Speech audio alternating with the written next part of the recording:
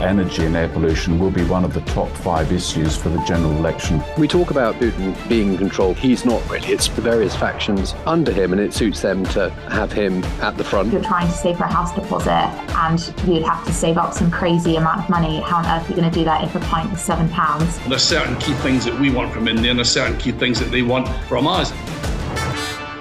You're listening to Bloomberg UK Politics. I'm Yuan Potts. And I'm Stephen Carroll. Welcome to the programme. Now, we scale great heights in this programme sometimes, or at least we like to think that we do.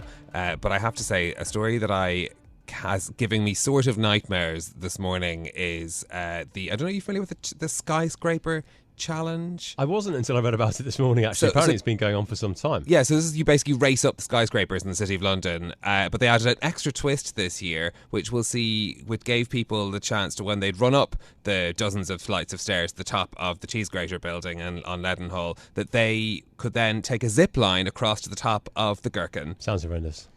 Now, I mean, it's quite funny actually reading our reporting about it this morning, is that one of the first people that did it, who's someone who works for the Leadenhall building, said that it was quite frightening, although it was an experience and he's very pleased that he did it. I've done it now, so I don't need to do it again, which I think sort of sums it up nicely. So much in this issue and in politics. I think many politicians will agree as well, as that some things that are very frightening and perhaps they shouldn't be doing again. But I suppose the part that I did take out of this is the Higher Wire Act, and another person doing a Higher Wire Act over the weekend was the Prime Minister Rishi Sunak, while at the G20 in New Delhi as well, of course, meeting the Chinese Premier at a time when we had these reports over the weekend that somebody who was working as a parliamentary researcher had been arrested on suspicion of spying. Lots of concerns about what sort of Chinese influence that might have over policy, and something that we know has been a concern at a political level, but the fact that it was somebody who worked in the parliamentary estate being accused of this was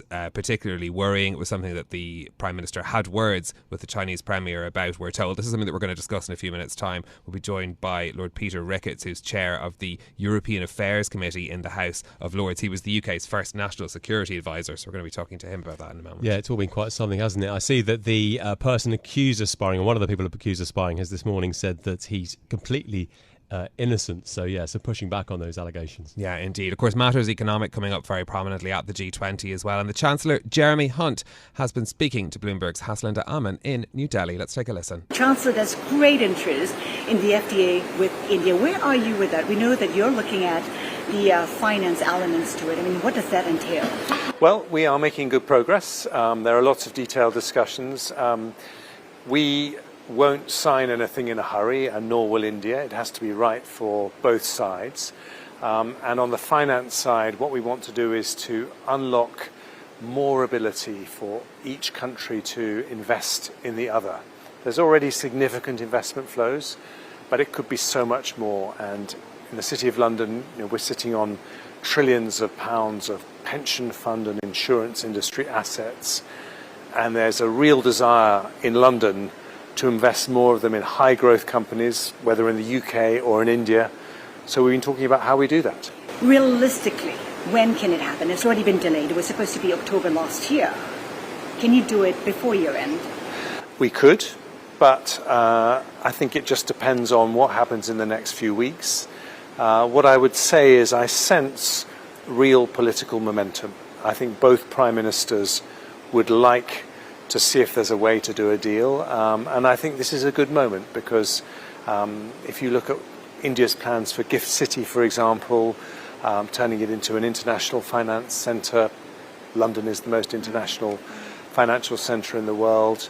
If you look at India's Silicon Valley in Bengaluru and Europe's Silicon Valley in the UK, there's just so much we can do together. Can India live up to China, which is the other big trading partner? Well, I think we have had focus on China for a couple of decades now, and international investors are now saying, hey, there's India. We've got to look at the opportunity here. And India is the fastest growing economy in the G20 this year and next year. It's got this bold ambition to be a developed country by 2047. So I think there's a lot of really amazing things that are going to be happening here. At the recent G20, Prime Minister Sunak confronted Premier Qiang over espionage allegations. I'm just wondering that under those circumstances, can the two leaders, Prime Minister Sunak and President Xi Jinping meet? Of course, because you have to talk with people even if you disagree with them. That's what keeps the world safe. That's what prevents misunderstandings, prevents wars. So diplomacy is about talking to everyone, and Britain will always understand that. And of course, when you have that dialogue, you are able to talk about the things that you disagree about. And from our point of view in the UK, like India, we are a very resilient democracy, and we take threats to the functioning of our democracy very, very seriously. So obviously, I can't comment about the particular case in detail, except to say that we take all these incidents very seriously. How far is the UK willing to go? Well, we will take each situation on a case-by-case basis, but I would point out that if there was an attempt to subvert British democracy in any way, and it's an if because we don't know what the outcome is, then it will have been stopped in its tracks. And we are very confident that we will be able to keep the fabric and the functioning of our democracy secure, but we do not expect other countries to try and interfere with it. I want to turn to the UK economy. The fiscal headroom was the smallest on record back in March. Do you see that improving? Would there be a bigger headroom, fiscal headroom, for the autumn statement, you think? I think it's unlikely because since the spring budget, when the last numbers were published, we've seen inflation stickier than was forecast at the time, and that means debt interest payments are higher. But we don't have the numbers yet from the Office for Budget Responsibility, so this is speculation for you and me both. But our priority is to bring down inflation. And when you're trying to bring down inflation, you have to be really careful not to pump extra money into the economy, much as you would like to, not to pump extra money into people's pockets, because that can push up prices and keep inflation higher for longer. So the one thing I can absolutely say is that our focus at the autumn statement will be on bringing down inflation and delivering both the Prime Minister's goal to halve inflation and the Bank of England's target to get it down to 2%. Of course, inflation has eased, but not as much as other countries, much slower, in fact, in terms of how the rate of it easing. Do you think the Bank of England has done a good job?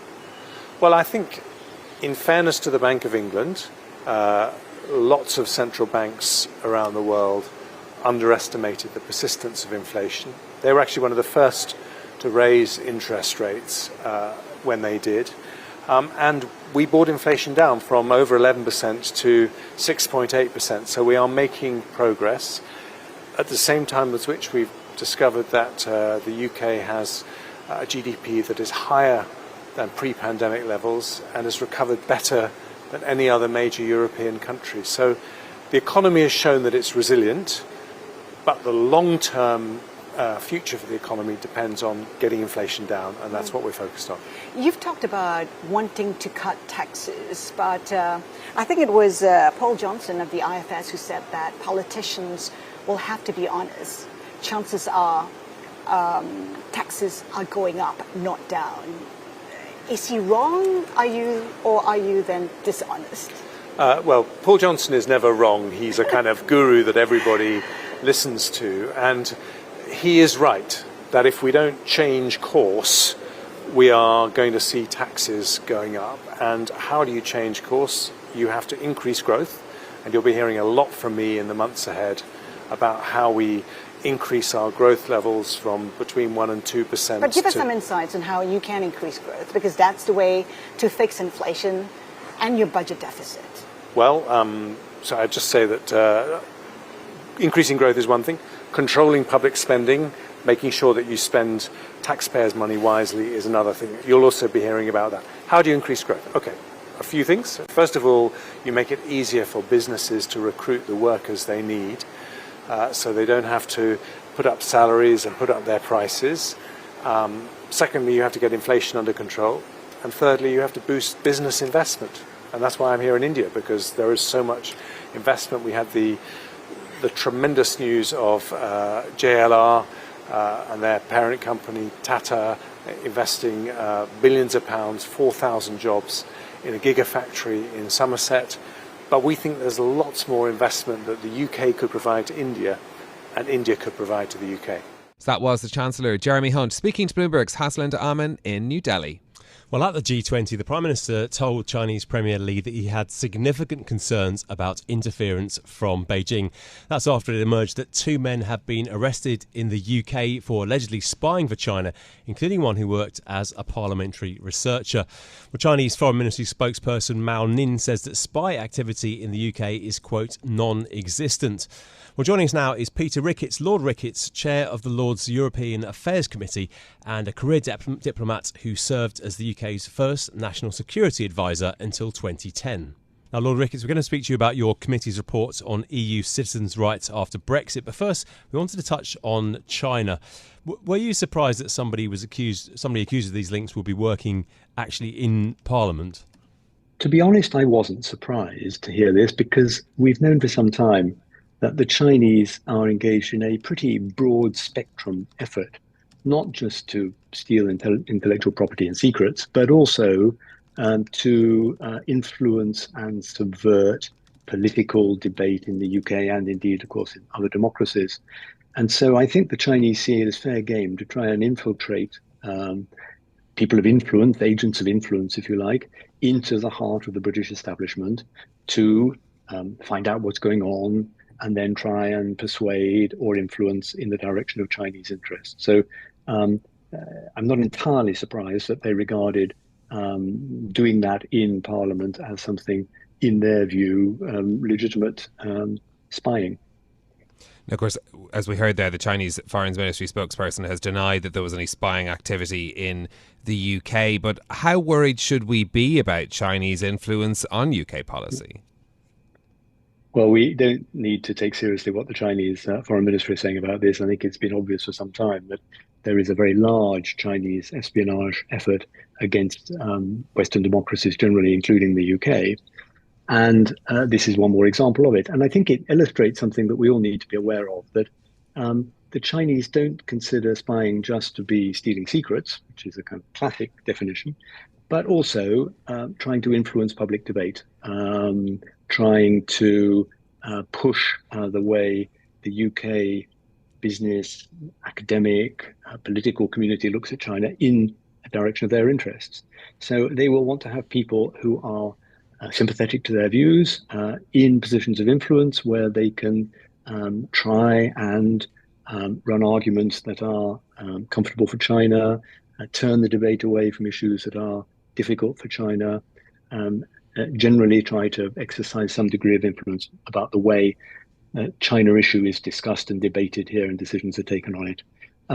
It's subversive, it's probably quite wide scale, and I just think it's something that people need to be vigilant about. So people need to be thinking, if somebody is arguing a particular line, which sounds to be particularly, something very useful for the Chinese point of view, quite why they're doing it and whether there is an example somewhere of Chinese influence mongering. Do you think that our policy, UK policy towards China, has been consistent over the past 10 years?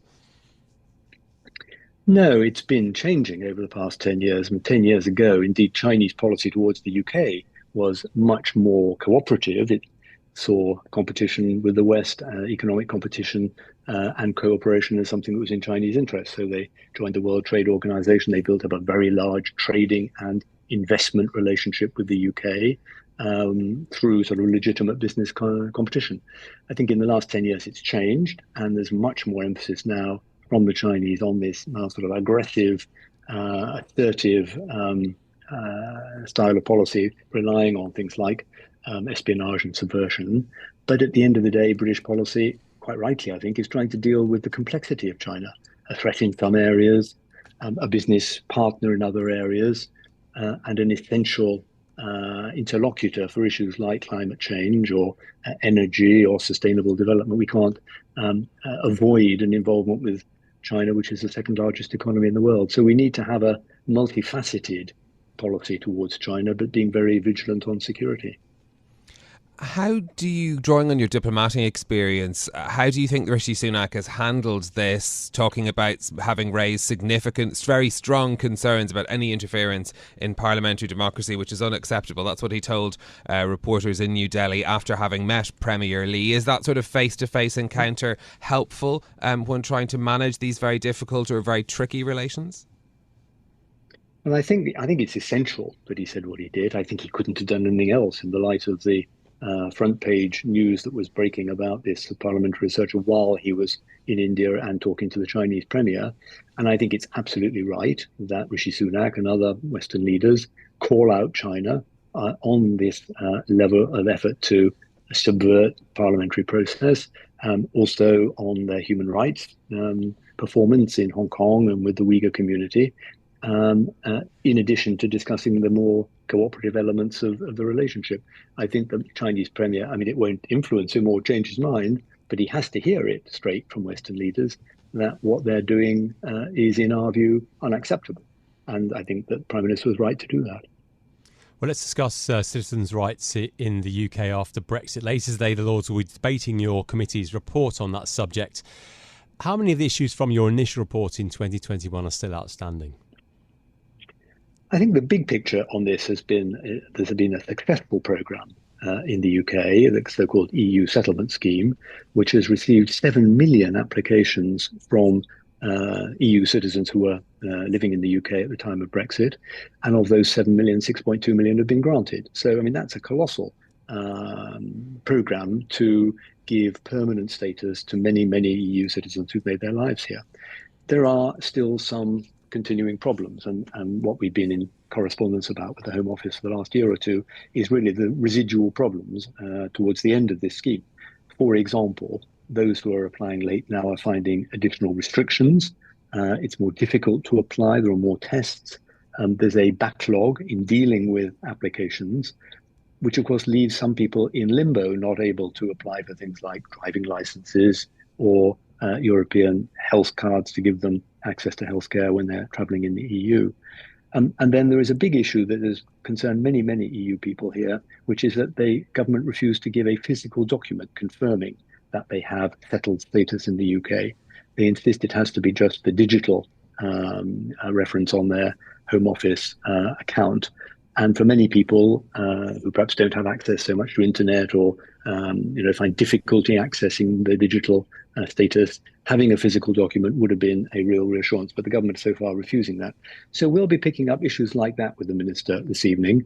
It's not that the scheme has been failing. The scheme, I think, has been a success.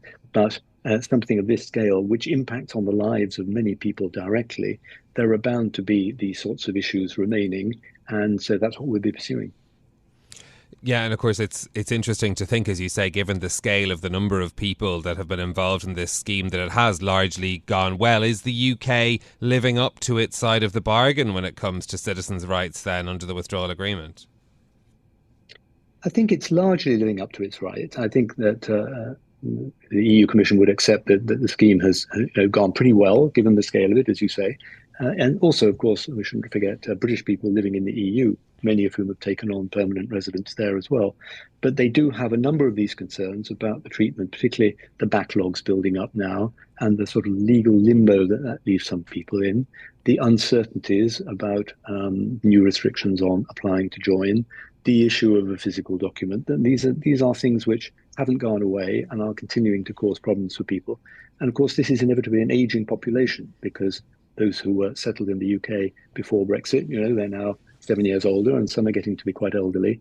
And these sorts of issues become very important to them.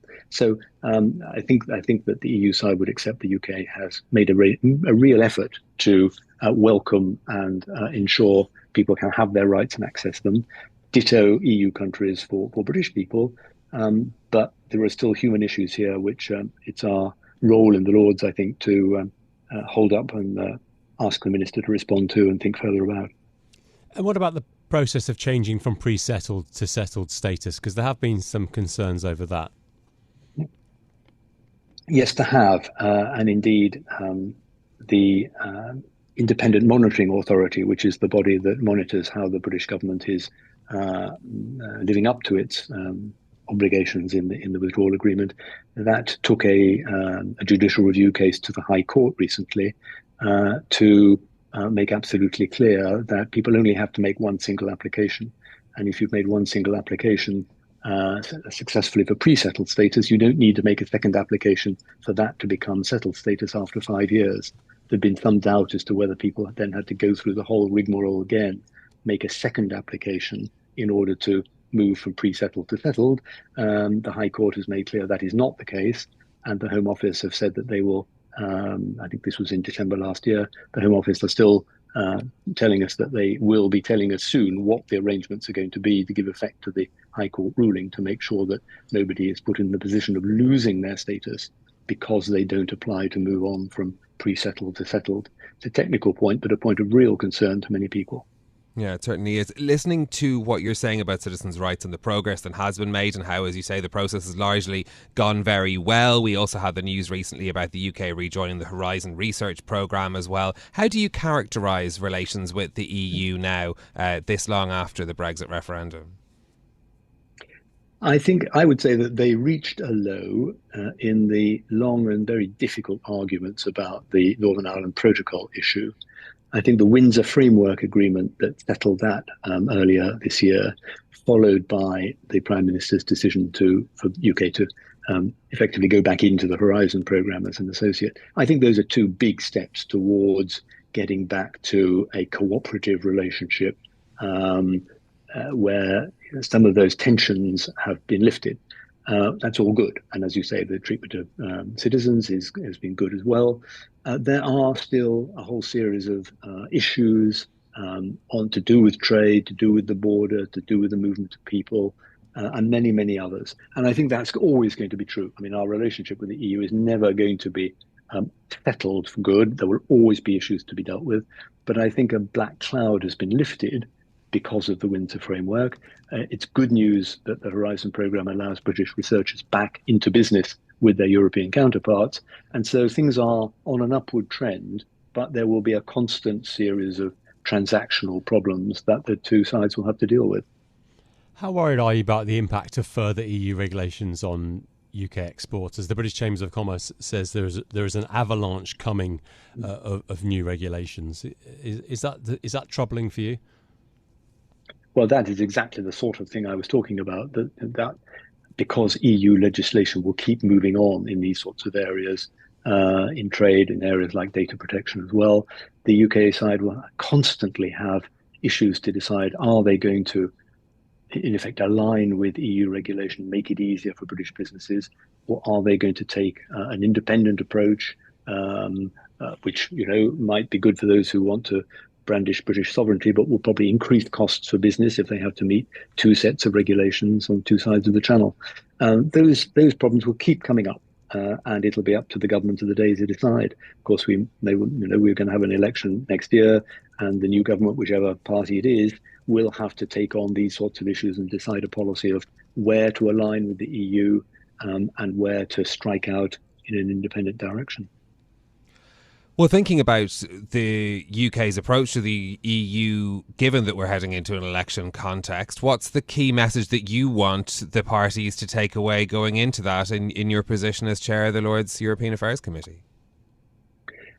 I think we have to remember that, of course, there are elections on both sides. There are the European Parliament elections as well in the EU next year, which will produce a new commission in the summer of next year, and there are the British elections as well. So there could well be a changing of the guard on both sides. I think my message would be, let us use the trade and cooperation agreement, the mechanisms in there for cooperation, so-called specialised committees. Let's use those to the full to make sure that we can continue to manage the relationship through this period of political uncertainty on both sides of the channel, and make sure that it's still in good shape when the new teams come in the second part of next year. I don't think there'll be much scope for major new initiatives between now and then, but there'll be a lot to do to keep the show on the road, with then the possibility of the new government here, whichever stripe it is, reviewing how much further it wants to go in the relationship.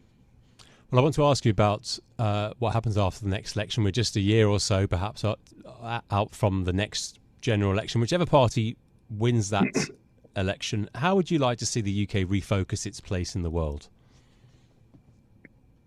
Well, that's a big question, isn't it? And it will depend which government wins, which party wins.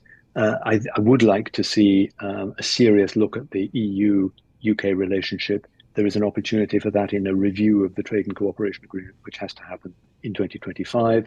That'll be an opportunity to see where there are areas that aren't working and could work better within the Trade and Cooperation Agreement. Beyond that, the whole issue of Ukraine has put the international security issue right front and center. And our Lords European Affairs Committee are doing another inquiry now into the impact of that Ukraine war on the longer term relationship between the UK and the EU. I mean, there will be issues like the reconstruction of Ukraine. How will we coordinate on that? It's going to be very expensive.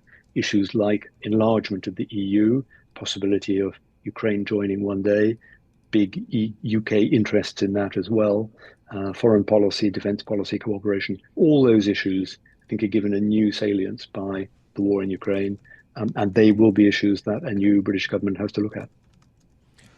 Okay. Peter Ricketts, Lord Ricketts, Chair of the European Affairs Committee in the House of Lords. Thank you so much for your time and insights on Bloomberg UK politics today. Interesting to get the view of Lord Ricketts, given the events that we've been talking about, not only at the G20, but given that we are heading towards this review of the Trade and Cooperation Agreement with the European Union as well. It's going to be a conversation the next government is going to have to tackle, and will be an interesting point to see how the parties lay out their stall on that issue as we get closer to the next general election.